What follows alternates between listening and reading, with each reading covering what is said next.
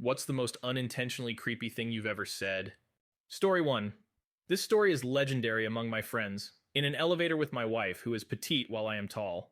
Gentleman gets in and after some small talk asks, "And is this your daughter?" For reasons still unknown and to this day I still question myself about, I enthusiastically responded, "I wish." After one floor of dead silence, I mumbled, "I don't think that came out right." And the gentleman just mumbled, "Yeah, and promptly got off on the next floor. Story 2. I was at PetSmart with my girlfriend. I walked around while she shopped for dog Christmas presents, and I looked at the fish and the small animals. In one area of the store, there are cages that contain guinea pigs, some of which are fluffy with long hair and look cuddly. There was a young lady with shoulder-length blonde hair looking intently at one of the guinea pigs. My girlfriend had the exact same haircut. I came up behind her, put my face kind of beside her head and above her shoulder, and said in a whisper, "They look so soft," in reference to the guinea pig. At the same time, I rested my hand on her hip, pretty low towards the ass area. Of course it wasn't her. It was some college girl looking at guinea pigs. The worst part is that I realized when I touched her that it wasn't my girlfriend and consequently let out this shaky gasp of shock and horror directly into her ear, like I was breathing on it.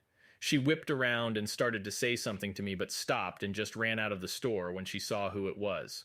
I had a full beard. There was an employee like 5 feet away who saw the whole thing and did absolutely nothing. Story 3. A female friend of mine, to whom I was admittedly attracted, had been expressing her reservations about an upcoming vacation with her family. Though it wasn't being overtly presented as such, the trip was meant as a way of re-solidifying her parents' marriage, which had been a touch rocky at the time. They would all be driving from San Francisco to Redding, which is a small town in the middle of absolutely nowhere in Northern California, where they'd stay at a bed and breakfast inn for a weekend before continuing northward for some unknown destination.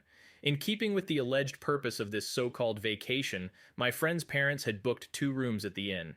To her dismay, though, my friend discovered that her mother would be occupying one room, her father would have the other, and that she and her sister would each have to bunk with one of their parents. This was worthy of lament on its own, but it was made unforgivably worse by the verbal diarrhea that I offered in an attempt at providing comfort.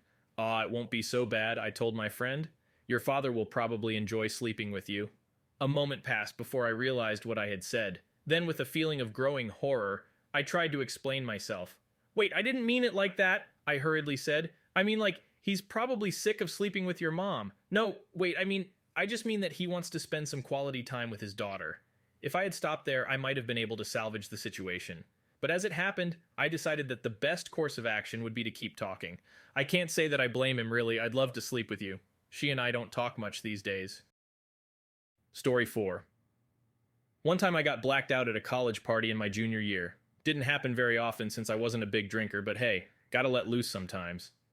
The next morning, my roommate is giving me weird looks all day. I asked my girlfriend at the time, "What the heck happened last night? Justin has been giving me cold stares all day."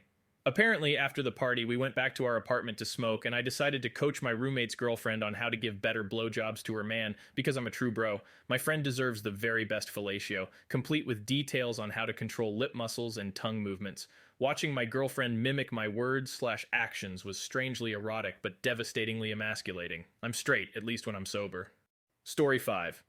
I was working for my college campus TV station and determined to prove myself. Bill Clinton was coming to campus for Hillary's presidential campaign, 2008, and I was going to find a story if it killed me. Everything that went wrong could. Day of the rally, I overslept, so no time for a shower and a shave.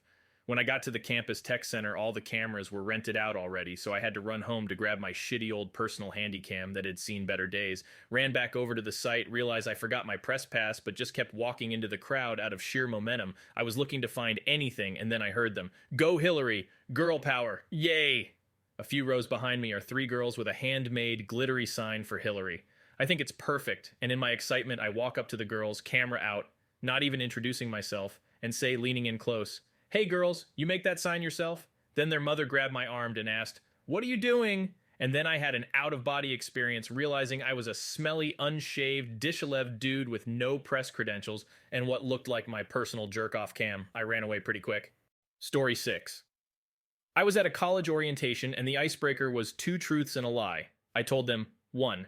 I had 5 siblings, which is true. 2. I have had over 15 girlfriends, all of whom I'd had sex with, which was obviously false. 3. I jumped off 3-story buildings regularly and have never been hurt. That was true. My friends and I are morons overseas. So naturally, everyone assumed 3 was wrong, considering the fact that I was still alive, so that meant that 2 had to be right. One guy called me a baller and asked me how I scored so many times. So, going with it, preferring baller over suicidal maniac, I decided to be cool and answer mysteriously. You just have to take them by surprise. They may not agree if you let them make the decision. You have to be confident, take charge. Out of nowhere, tell them, we're doing this, then just do it. They might protest, but you'll have gotten that far already.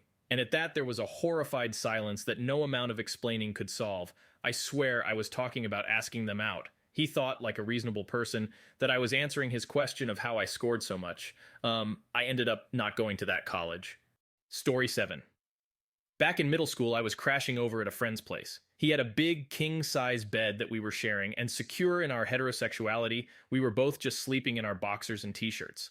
In the middle of the night, I rolled over and bumped him with my knee pretty forcefully. On his ass. He wakes up and wants to know why the hell I'm poking him in the ass. And I reply, sorry man, I just need you. Then I promptly went back to sleep. Poor kid stayed awake all night thinking I was molesting him in his sleep, and had confessed to needing him. Story 8. A couple of years ago, I was out jogging one evening in a local park. Like most, I had my MP3 playing high-tempo, fast-paced songs. Part of the circuit passes through a very quiet section with no streetlights, and is pitch black apart from starlight. I was running through this section and was making good pace, endorphins flowing, feeling that runner's high, when the song Gay Bar by Electric Six comes on. As I'm elated, I start singing along, then as I'm singing the I've got something to put in you, I've got something to put in you part, 2 girls emerge on the path and start screaming. I cringe when I think what it must have been like from their point of view. A big, hairy, sweaty man running towards them in a dark park shouting, I've got something to put in you. Story 9. I was at a sci-fi convention with a friend and we get on the hotel elevator. A 14-year-old or so girl gets on dressed as 7 of 9, and these 2 fat guys dressed as Jedi behind us start mocking her for not having the goods to fill out that costume, flippin' gross.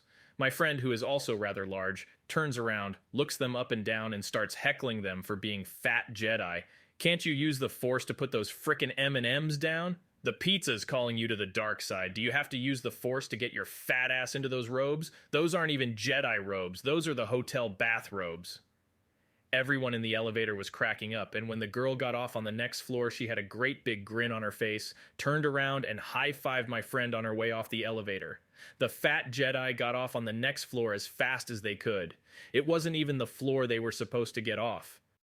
Thanks for watching. If you have your own story to share, leave it in the comments below. Who knows, your story might be featured in the next video, and if you haven't already, don't forget to subscribe for more story videos. See you next time.